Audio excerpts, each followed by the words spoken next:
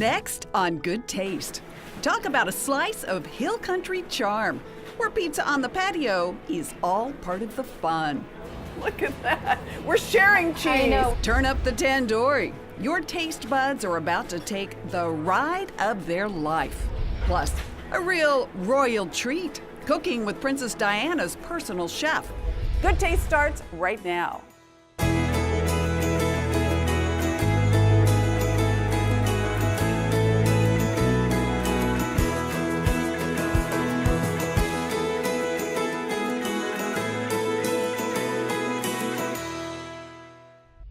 Hi everyone, welcome to Good Taste. I'm Tanji Patton. Who doesn't love an evening in the hill country? Whether it's date night or dinner with the kids, we found one perfect patio for pizza.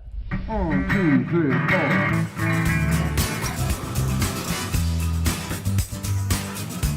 Grab the family and pass the pepperoni.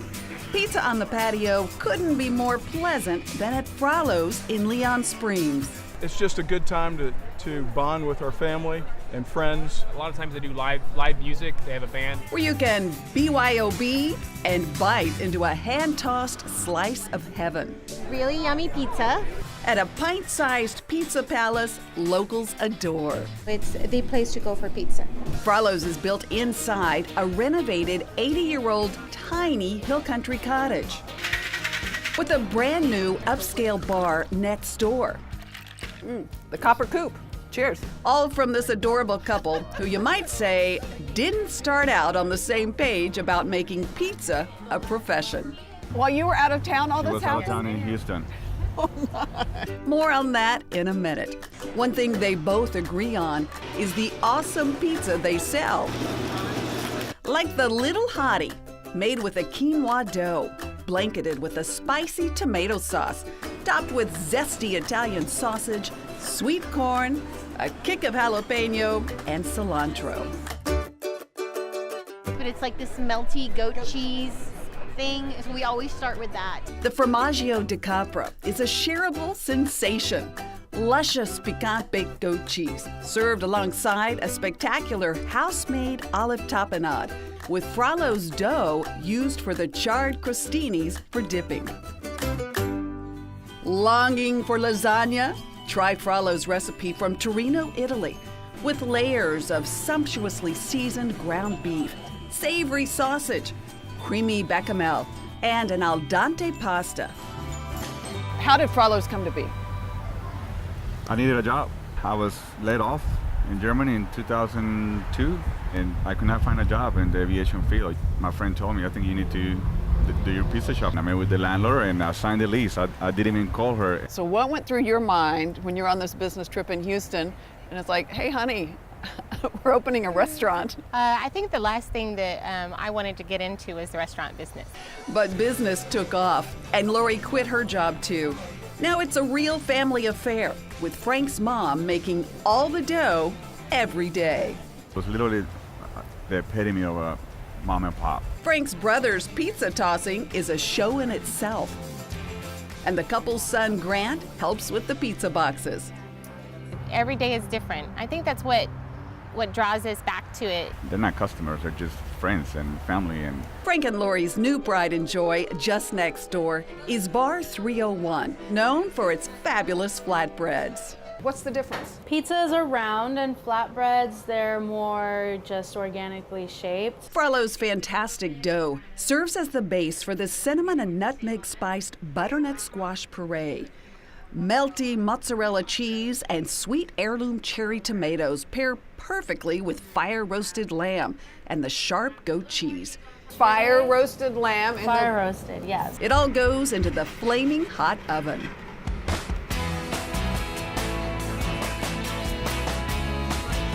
Look at that cheese. Oh, man. Yeah. Look at that. We're sharing cheese. I know. Wow. Oh, that's very cheesy. I love that butternut squash. So good. That's delicious. The great pizza, the patio. It's all at Fralo's and Bar 301. And Fralo's is the first stop we come. We'd recommend it for anyone.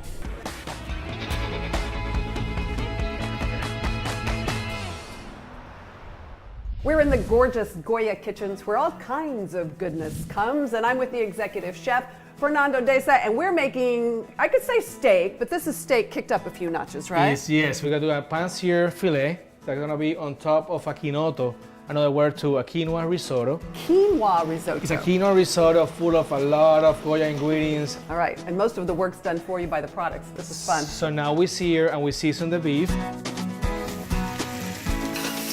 It's cooking in the oven at 400 degrees for around 10-15 minutes on medium degree. Then after that, we're gonna start making the risotto or the quinoto. We're gonna start with our Goya extra virgin olive oil, onion, we're gonna add some mushrooms, red peppers, but in this case I'm using piquillo pepper. It's a different kind of pepper, it's good, it's very sweet, it's roasted, it's just flavorful. Yeah. Some Goya garlic, chicken bouillon. That's because we're making a stock. So we're gonna have some three-color quinoa, red, black, white quinoa. Then I add a little bit of sazonado total, my sofrito en polvo, all the spices and herbs in one jar. We're gonna add a little bit of the water in, a little bit at a time. We're gonna start making the salsa criolla. It's a very simple recipe. It's diced tomatoes, green peppers, red onions, some Goya garlic, a little bit of Goya oregano, Goya red wine vinegar. I love red wine vinegar to spice it up. A little bit of red pepper flakes. We salt with a little bit of adobo with pepper. Some Goya extra virgin olive oil, organic. Amazing. Yes, it is amazing. Now we're gonna keep doing the quinoto. We're gonna add some heavy cream to it, Parmesan cheese. I'm gonna finish it off with my olive oil because it just complements perfect with the cheese.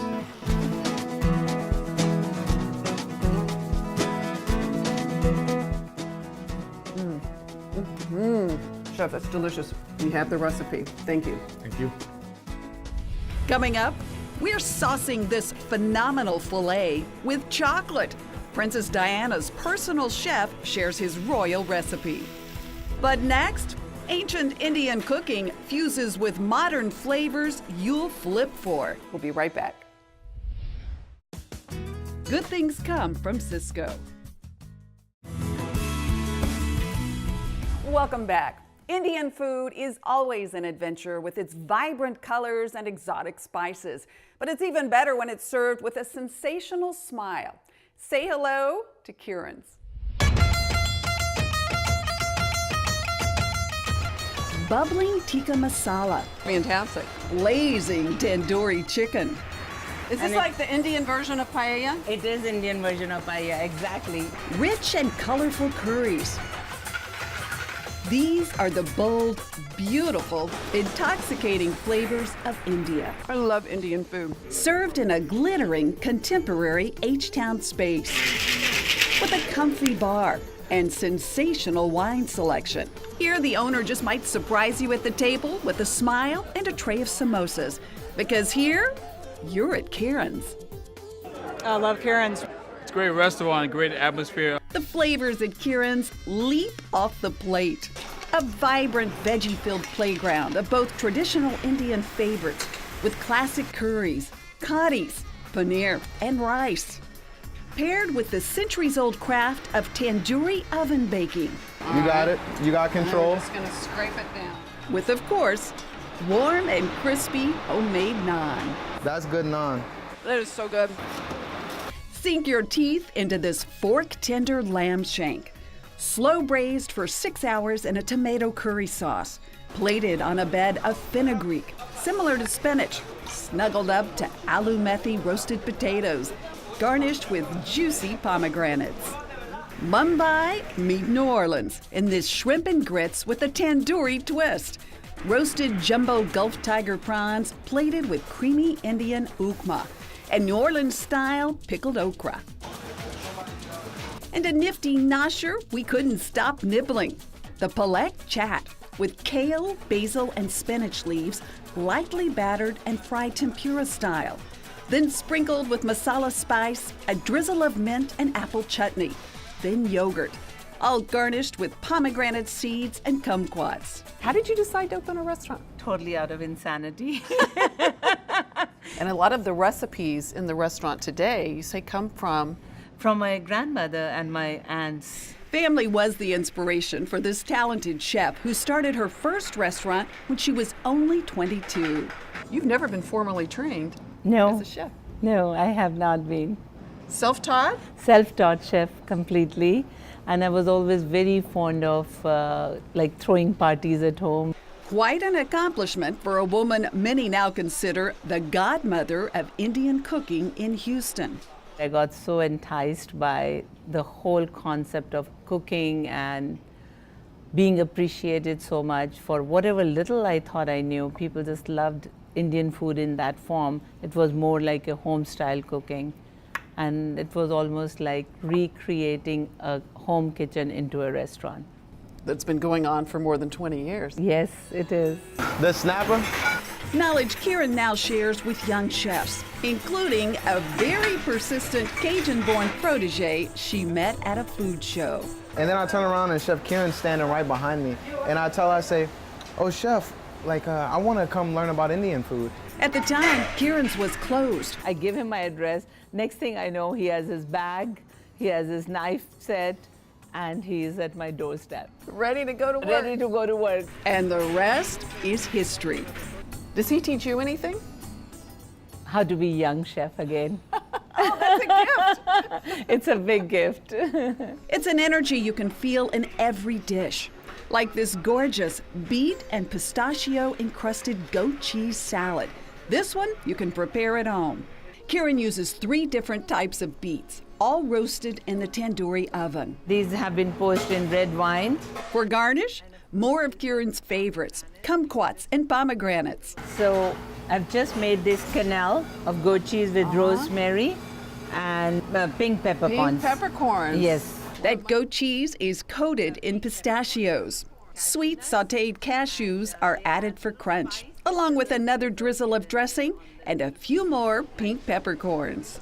There's a lot of spice going on in those pears. An incredible fusion of flavors straight from the heart, with a passion you can taste. Not even one day I have felt like, should I be doing something else? Wow. I have loved every day of this work I do. Her food is fabulous, but she and her staff are what makes the place. Coming back because I love it.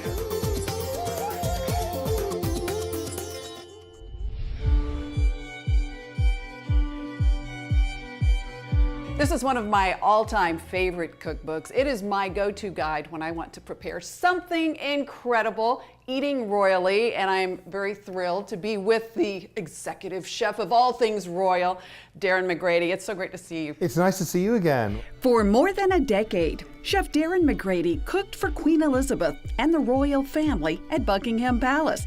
He then became the private chef for Princess Diana until her death.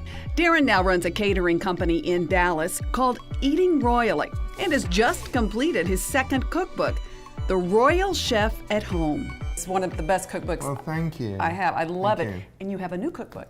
I do, yeah. Eating Royally was the 20 years, the sort of 15, 20 years I was in London and cooking for the royal family. And so all the food in there was sort of very retro, the lobster thermidors, the beef Wellingtons, the bread and butter puddings and things, lots of fat. Then I moved to America. I've sort of got to learn what Thanksgiving is, what Super Bowl is, what all of these holidays, these American holidays are. And so it was time to write my second book. This one kind of takes you through as a reader all different seasons and times of the year, right? It does. I thought about it and thought, well, why don't I do a book of foolproof recipes that I've tried at home and do recipes for every little section, every little event all through the year.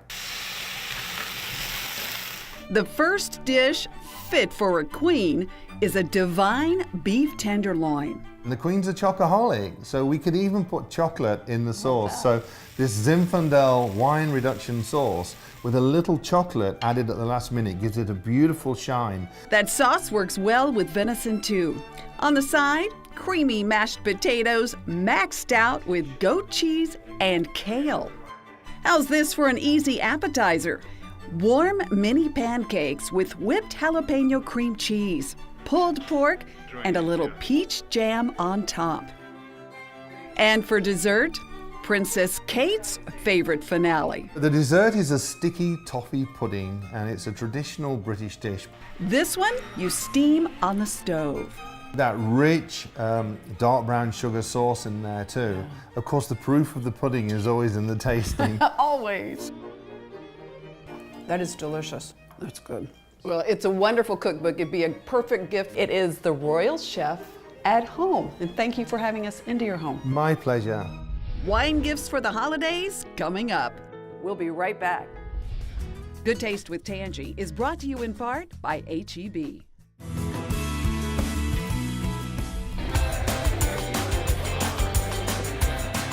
You may have heard Tyler has a terrific rose garden, but it also has a gorgeous gourmet grove to rave about. Well, there's no other place like it in Tyler. The Grove Kitchen and Garden is a sprawling Epicurean adventure with multiple eating venues all in one spacious place. Oh, I love it. It's great. With a sophisticated yet homey main dining room, sporting a chef-crafted Southern menu. I like the food. I like the environment. The modern space is spectacular, stunning with its handcrafted Murano glass chandeliers, flown in all the way from Italy. It just sets off the room. Edged by a popular covered patio with accordion windows that open to the grove out back. There's always a waiting list for a table in this area. The bar lounge is beautiful with its sleek illuminated onyx bar and California lodge-style decor. The Grove may look fancy, but here it's all about family. They have kid specials, and then we love the games outside. The massive wraparound deck leads from one gorgeous venue to another with a live music amphitheater. Then in the evening, they have sometimes bands to play, so you can have a cocktail or a glass of wine. Check out the whimsical play place for kids. I have to sit on a grass couch. This is hilarious. We love the outside play. Tell me about the food. What's the inspiration behind the menu? Southern-inspired, rustic cuisine, where it feels like it comes from the heart, comes from the soul. You'll taste that heart and soul in the Grove's upscale version of chicken fried steak, with a velvety avocado cream that pairs perfectly with the tangy chimichurri seasoned potatoes and the crunch of this juicy double battered flat iron steak, finished with a sunny side up egg and sweet balsamic glaze. Groove on the Grove's charcuterie. House-made and smoked sausage add just the right pizzazz to this creamy pimento cheese. Perfect for sharing with grilled crostinis of sourdough, focaccia, and a zesty special recipe olive tapenade. Right now, it's the peach salad. It is really good. Ladies who lunch, listen up.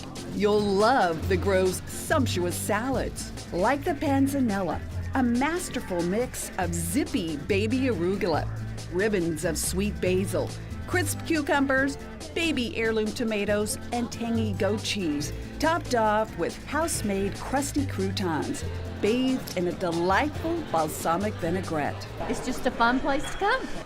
And though the Grove looks upscale, it's definitely not uptight. You don't have to dress up. The perfect mixture of classy and comfort. The Grove's popular quail dish. And we are going to grab the legs. Okay. And we are going to dip it in the buffalo batter.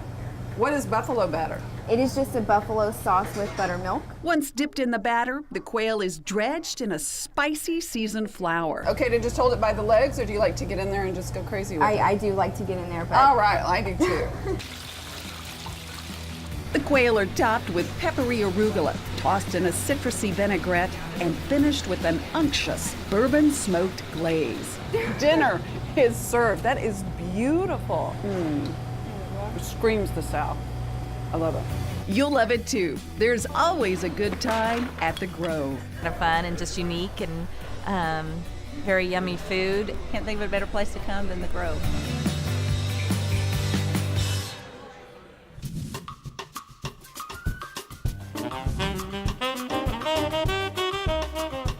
Time for my wine finds, and I've got some wonderful choices for special meals. After all, these are special times.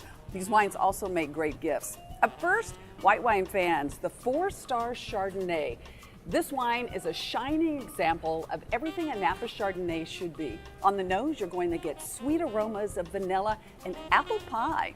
You'll taste bright pears and apples, and then this wine finishes with a rich, buttery feel. This pairs beautifully with chicken, fish, and it would really be a great wine with lobster too. It's about $18 a bottle. Okay, red wine fans, if you're looking for that special bottle for the holiday meal or a special gift, grab a pen and paper. Up first, Liparita. This wine has a fascinating, award-winning history that dates back to the late 1800s. The grapes in this wine are from the esteemed Napa vineyards. And because of H-E-B's clout and size, this truly is an amazing steal of a deal. It's less than $30 a bottle. Price their other wines online and you'll see exactly what I mean. Liparita.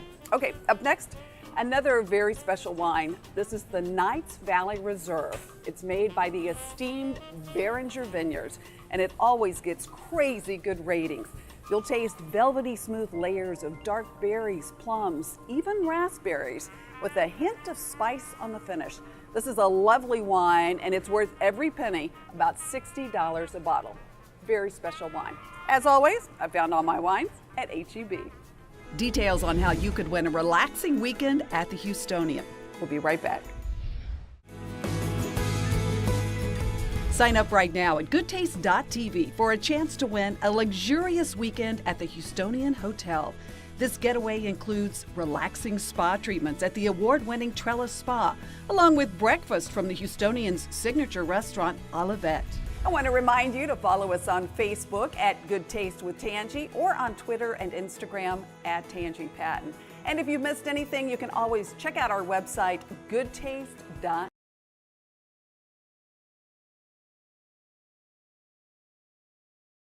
And cheers to good taste.